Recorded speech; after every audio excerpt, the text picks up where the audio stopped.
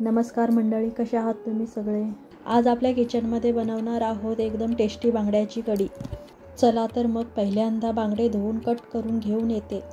इथे 1 किलो बांगडे घेतले आहेत. त्यातले अर्धे बांगड्याचे तुकडे फ्राय केले आणि अर्धे तुकडे कढीत टाकते. बांगडा फ्राय केलेला व्हिडिओ अपलोड केलेला आहे, तो तुम्ही पाहू शकता. आपल्याला लागणार आहे सुकी कोथिंबीर, चिंच, हळद, सुकी मिरची आणि ओले खोबरे. हे सारे मिक्सरमधून बारीक करून घेऊ.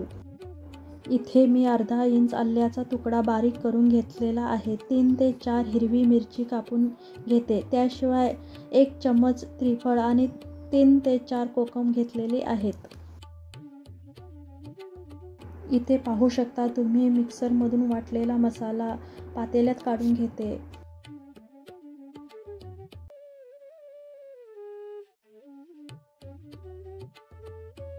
आणि गॅसवर ठेवून त्यात आम्हाला जेवढे पाणी पाहिजे तेवढे पाणी टाकून घेऊ.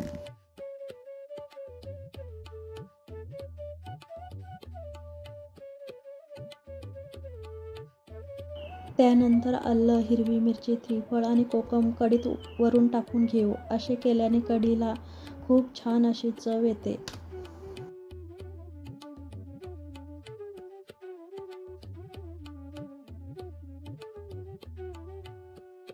कढी 4 ते 5 मिनिट झाकून शिजवून घेऊ.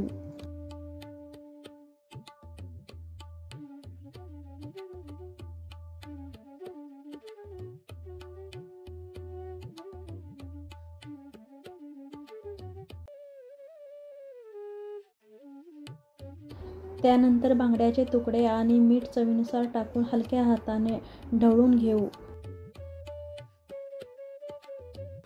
बांगडा कढी तयार होईपर्यंत चला तर मग चॅनलला सबस्क्राईब करा आणि व्हिडिओला लाईक करायला विसरू नका.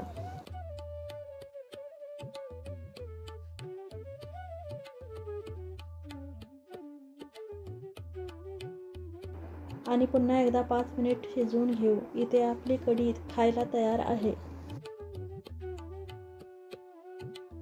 या रेसिपीमध्ये जरा पण तेलाचा वापर केलेला नाही. तुम्ही पण ही रेसिपी नक्की ट्राय करा आणि तुमचा अनुभव मला कमेंट बॉक्समध्ये सांगायला विसरू नका.